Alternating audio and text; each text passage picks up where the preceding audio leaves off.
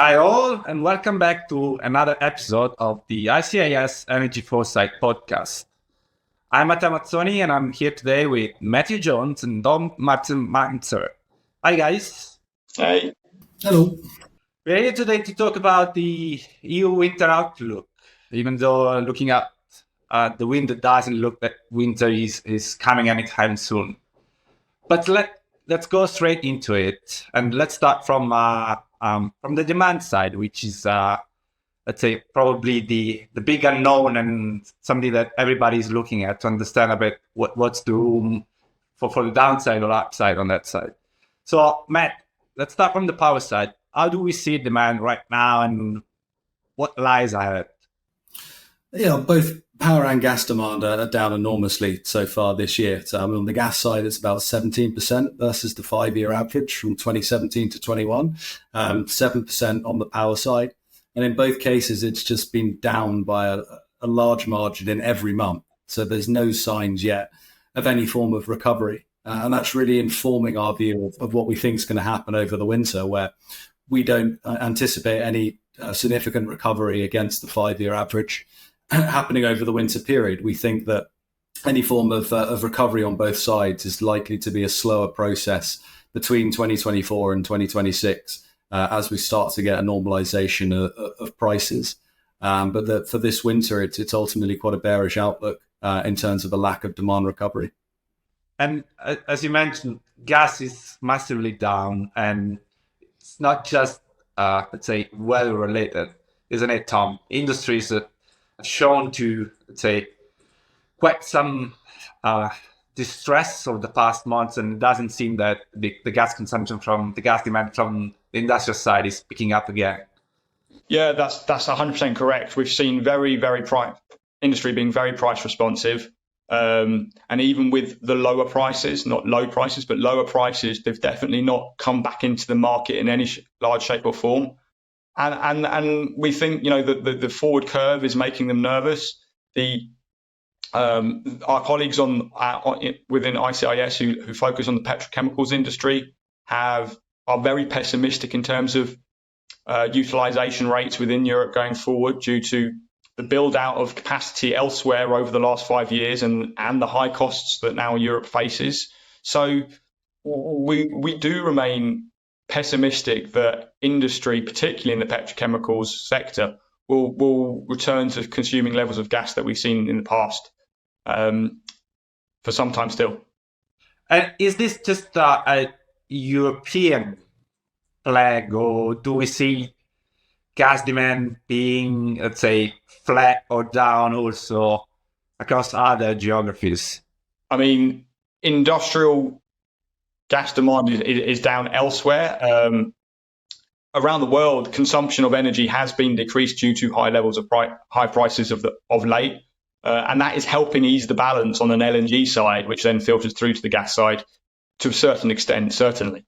Therefore, can we say that since gas demand is not picking up, neither in Europe nor in other geographies, there is definitely more headroom for the LNG supply, and the global LNG market is less tight this year compared to last year, even though we saw that in the second part of the summer, the news of the strikes, Australian terminals reverberated to Europe in a matter of seconds.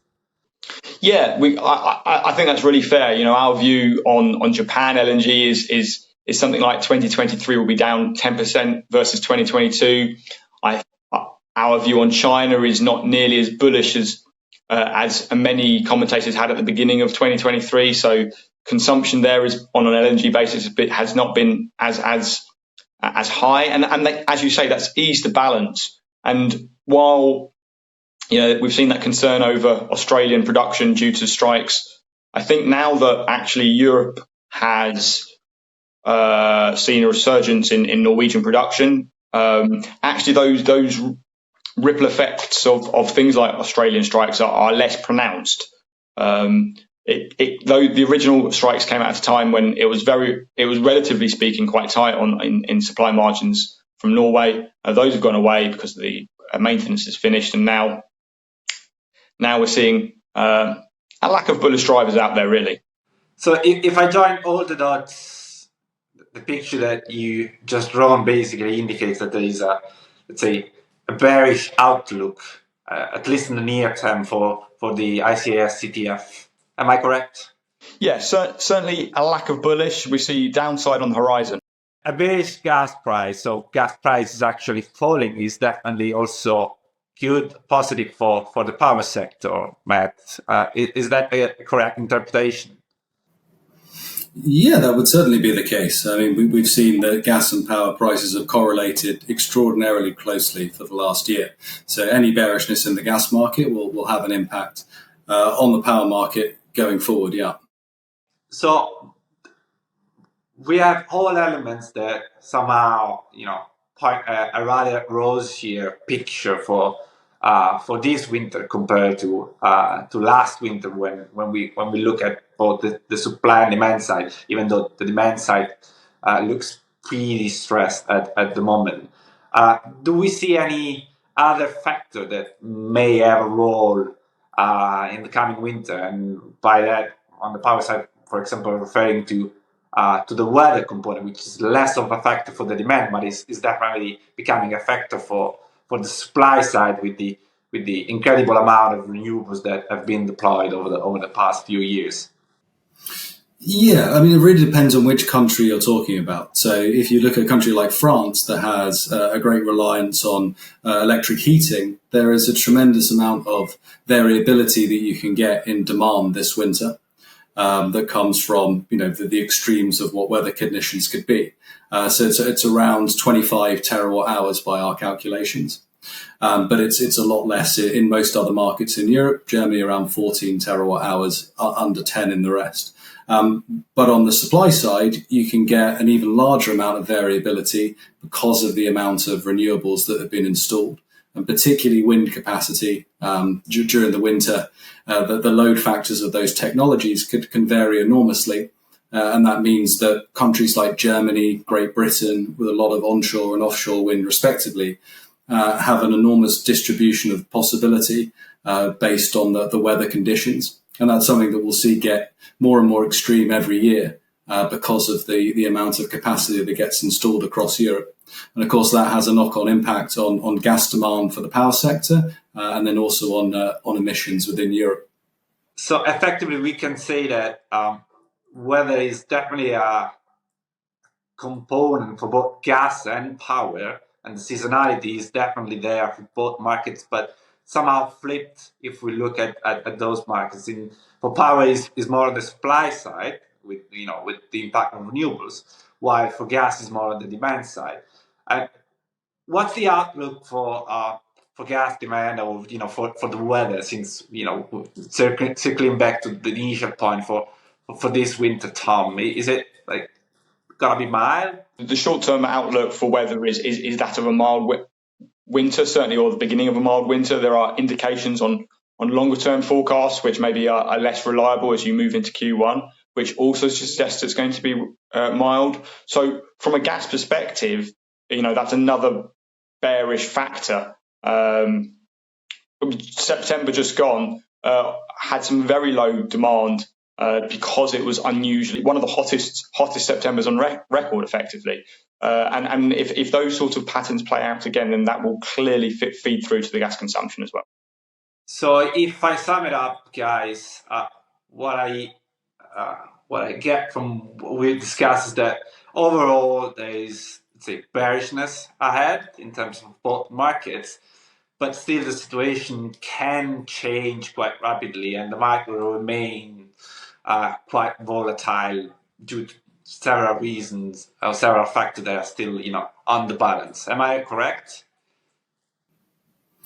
Yeah, that's right. I mean, there's certainly bullish and bearish risks that can have an impact this winter. We think that the bearish risks are more probable at the moment than the bullish ones. But you can certainly see price movements either way, and as you say, increased volatility as well. Bonus question. Last year, let's say 12 months ago, everything was dominated and centered around, political decisions coming out of Europe. price cap, the inframarginal price cap, and the targets and the storage. What's left of that?